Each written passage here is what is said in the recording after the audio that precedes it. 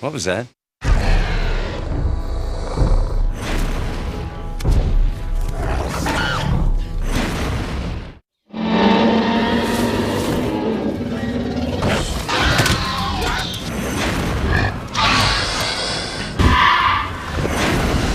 My God, I'd forgotten.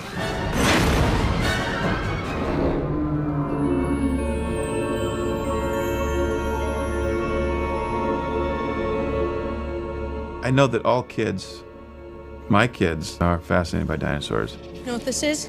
I think it's knowing that there were these things that used to walk the earth, these 50-foot-long giant lizards. That in itself is fascinating. My job, at least on Jurassic Park III, started very early when they were just trying to get the idea of the movie. And for the first time, I actually got to come up with some of the animals, and we wanted something different. Tyrannosaurus Rex had sort of been in charge of the first two movies. This time we wanted something that was actually going to replace T-Rex, and so we went after a dinosaur that literally could cause an extinction on the island. The Spinosaurus is and was the biggest meat-eating dinosaur that ever lived. T-Rex don't stand a chance. Spinosaurus is the guy on the block from this point on.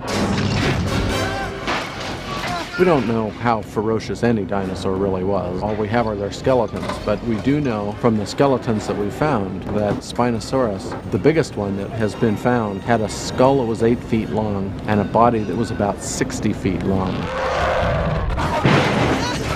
So if we sort of scale the ferocious factor based on the length of the animal, there was nothing in this world that has ever lived on this planet that could match an animal basically the size of a whale walking around eating things. I would say that Spinosaurus is definitely more ferocious and nastier than T-Rex.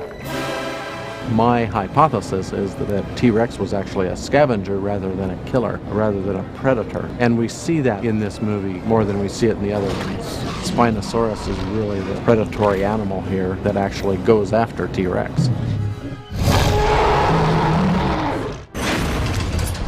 Mom? Oh my God.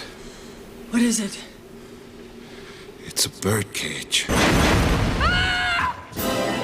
I think the audience for a long time has been hoping that we would bring flying dinosaurs into this genre, and we had a perfect opportunity to do that with this. With the Pteranodons, we had the challenge of trying to figure out how they'd fly in open canyons and in confined areas. And we know, talking to Jack and some of the paleontologists here at Berkeley, that they were mainly gliders. They rode the wind currents. They didn't do a lot of powered flight. The nearest existing animal today that we could compare it to would probably be the albatross, which is a very stiff-winged bird that rides the ocean currents.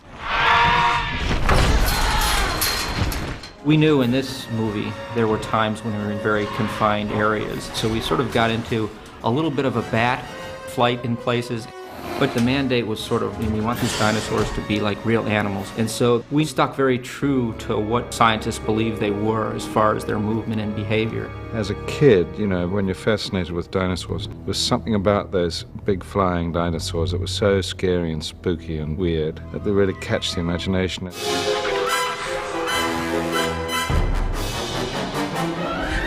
Velociraptor is back in Jurassic Park III, but in a way we've never seen it. There are subtle changes. Science continues to progress, and every year we discover new things. And now we have pretty good skulls of Velociraptor, and we know that it really looks different. So the skull has actually been changed to fit what we know about the animal. And we also recently have found evidence that velociraptors had feathers. And so we've sort of incorporated that in the new look of Velociraptor. I really have been working through the whole process to get as many accurate things into the movie as possible. They actually set a trap. I've done a lot of CAT scan work on dinosaur skulls, so we know that some dinosaurs actually could vocalize. And so we've gotten some of that research into this movie. He's calling for help. A lot of the old guys are back.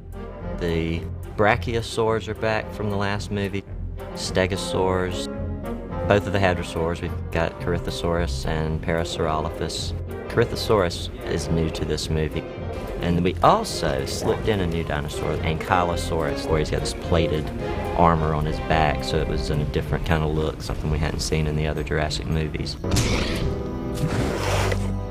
I look at what we've done and say that we have sort of crossed the fine line and blurred the theatricality of movies with the education of history and the aspect of museum-type education. When you go in to see Jurassic Park and you see a new dinosaur, you're getting a certain amount of knowledge that you didn't have, so there's something to be learned by watching these movies.